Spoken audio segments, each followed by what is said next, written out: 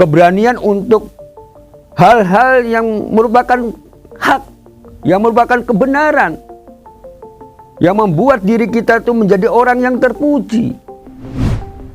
Ketahuilah bahwa segala sesuatu yang kita hadapi atau segala sesuatu yang dihadapi oleh semua manusia, semua orang, itu pasti tidak lepas daripada dua hal.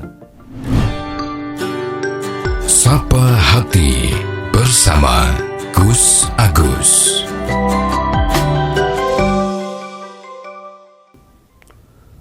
Sobat Dimas di Ajeng yang berbahagia, pun juga kita menghendaki dilimpahkan rezeki, diberi kekayaan, ingin menjadi orang kaya, ingin menjadi orang yang berharta. Ya, itu juga tidak mudah. Perlu banyak perjuangan di situ. Banyak ilmu yang harus diperoleh di situ, yang harus digunakan di situ. Ini bisa dilakukan dengan kesabaran hati, dengan keteguhan hati, untuk terus menggali bagaimana trik-triknya, bagaimana cara-cara kita bisa berbisnis. Tidak hanya sekedar kemampuan vokalnya saja, tapi bagaimana ilmunya juga harus kita pelajari. Dan banyak sekali yang harus dipelajari di situ. Ini tidak mudah. Juga perlu keberanian di situ. Inilah pentingnya kesabaran ataupun ketabahan di dalam menghadapi persoalan-persoalan hidup sesuai dengan yang kita kehendaki, yang kita tuju. Baru kalau kita sudah melakukan perbuatan yang maksimal dengan tujuan yang akan kita capai dengan cara kita maksimal, langkah-langkah yang harus dilakukannya, insya Allah tujuan itu akan tercapai. Tapi kalau kita sudah mencapai semuanya yang kita inginkan, apakah kedudukan, apakah kekayaan, atau keinginan apapun, kenikmatan dunia, ingat, jangan jadi orang yang serakah. Itu yang penting. Jangan berlebih-lebihan sehingga menjadikan orang itu menjadi takabur, menjadi sombong, merendahkan orang lain. Ini yang dilarang oleh agama. Kaya boleh, itu harus kalau bisa. Jabatan tinggi silahkan kalau bisa, sangat diperbolehkan. Tapi yang tidak boleh adalah kalau jabatan, kalau kekayaan itu membuat orang itu menjadi lupa diri, tidak ingat sama Sang Pencipta, sehingga melakukan seenaknya sendiri karena adanya kekayaan maupun kedudukan. Kalau sampai lupa diri seperti itu, yang disengsarakan itu sebetulnya tidak hanya dirinya sendiri nantinya, tapi efeknya pada orang banyak.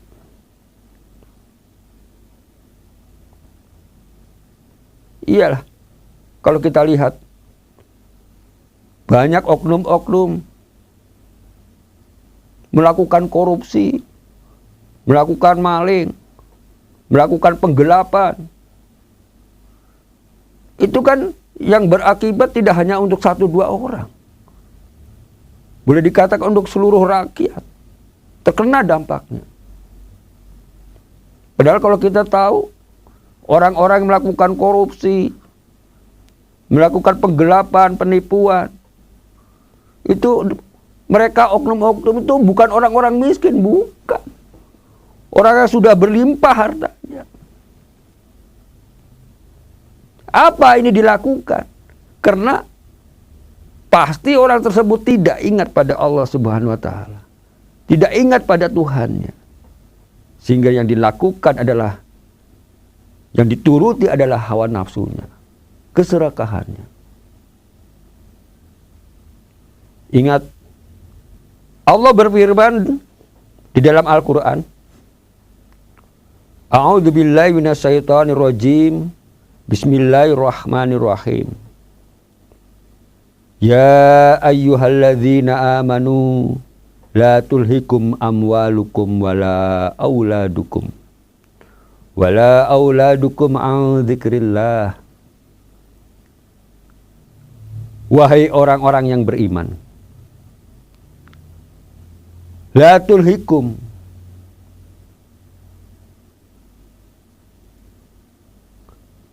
janganlah kamu lalai,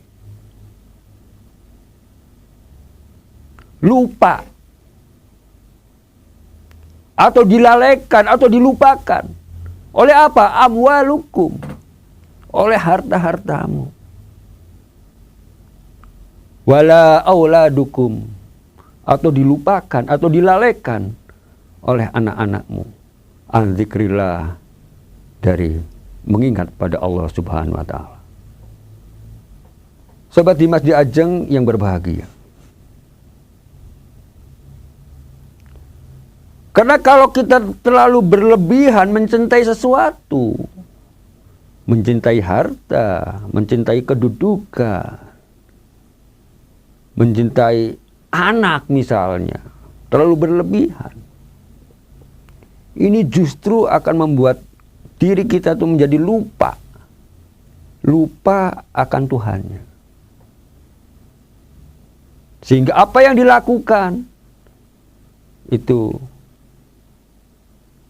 bukan hal-hal yang baik kebanyakan, tapi justru akan sebaliknya menjadi mudorot buat dirinya sendiri. Sobat Dimas di Ajeng yang berbahagia, apa yang diberikan Tuhan kepada kita dengan usahanya kita, dengan kenikmatan dunia yang kita capai, justru seharusnya adalah kita harus mensyukuri. Syukur akan anugerah Tuhan kepada kita. Karena kalau kita mau mensyukuri, Allah sudah berjanji bahwa nikmatnya pasti akan ditambah. Tidak akan berkurang kenikmatannya itu. Akan semakin ditambah dengan kita banyak bersyukur. La in syakartum la azidannakum wa la in kafartum inna azabi lasadid. Tapi sebaliknya, kalau kita ingkar dari kenikmatan itu dengan cara seperti tadi, lalai dengan kekayaannya, lalai dengan kedudukannya, lalai dengan karena ada anaknya selalu kita cintai, yang terlalu berlebihan kita menyayangi. Sehingga anak berbuat tidak baik pun kita biarkan. Kita tidak nasihati dalam kebenaran. Maka yang terjadi adalah anak itu makin terjerumus di dalam perbuatan-perbuatan yang tidak baik. Ini kalau kita tidak mau bersyukur. Karena yang namanya syukur itu tidak hanya mengatakan alhamdulillah, tidak. Tapi harus dilakukan dalam perbuatan. Ya, harus dilakukan dalam tindakan. Dengan saling menasehati, itu juga termasuk di dalamnya adalah rasa syukurnya kita kepada Tuhan. Syukurnya kita dalam kenikmat yang kita diberikan oleh Tuhan.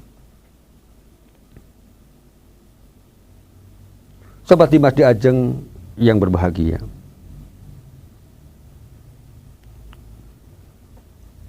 yang berikutnya adalah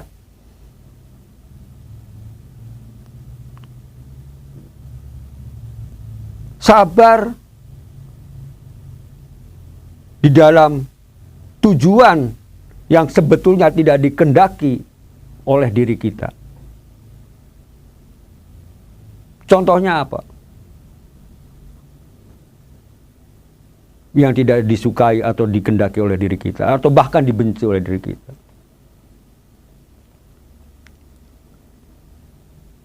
Itu juga ada dua hal sebetulnya, kalau kita kupas lebih dalam. Ada yang karena akibat usaha manusia. Ada yang juga karena tanpa dari usaha manusia. Apa contohnya?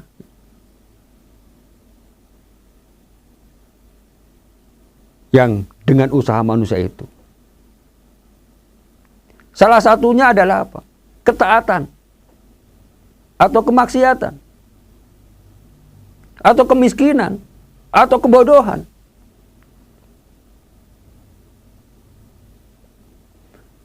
Ini sebetulnya tujuan hidup yang bukan kita kehendaki atau bahkan kita benci.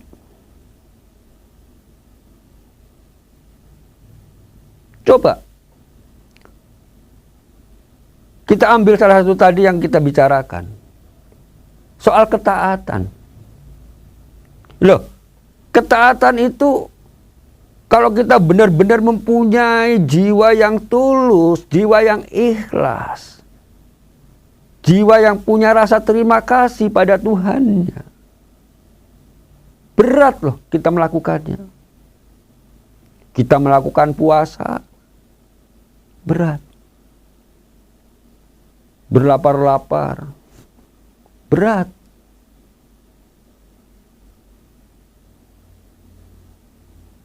Padahal itu adalah ketaatan. Jadi nah sinilah kita harus berusaha. Dengan ketabahan dan kesabaran kita. Supaya apa? Supaya ketaatan itu ringan kita lakukan. Kalau kita ingat pada Allah. Dan kita selalu ingat dalam hati diri kita. Semuanya itu adalah lillahi ta'ala. Sobat Dimas di Ajeng yang berbahagia. Pun demikian juga dengan kebaikan. Kalau kita tidak ingat bahwa itu adalah sebagai hal yang membuat manusia itu menjadi kewajiban untuk manusia agar mendapat kebahagiaan hidup di dunia maupun di akhirat. Itu pun berat dilakukan sebetulnya. Kenapa? Manusia lebih condong pada hawa nafsu. Padahal yang namanya hawa nafsu, nafsu yang negatif yang saya maksud, itu lebih condong melakukan kerusakan-kerusakan. Melakukan maksiat-maksiat. Itu lebih condongnya ke arah sana. Kenapa? Karena ada godaan-godaan setan di sana. Sehingga perlu adanya ketabahan dan kesabaran. Dengan usaha yang keras. Supaya apa? Supaya kita tidak jadi melakukan yang tidak baik. Supaya kita ingat bahwa semua itu adalah dilarang di dalam agama. Sobat Dimas di Ajeng yang berbahagia. Demikianlah, semoga ada manfaatnya. Billahi taufiq wal hidayah. Wassalamualaikum warahmatullahi wabarakatuh. Sapa Hati bersama Gus Agus. Dipersembahkan oleh Ziman, enzim antioksidan aktif, menjaga kesehatan dan memperpanjang usia Anda.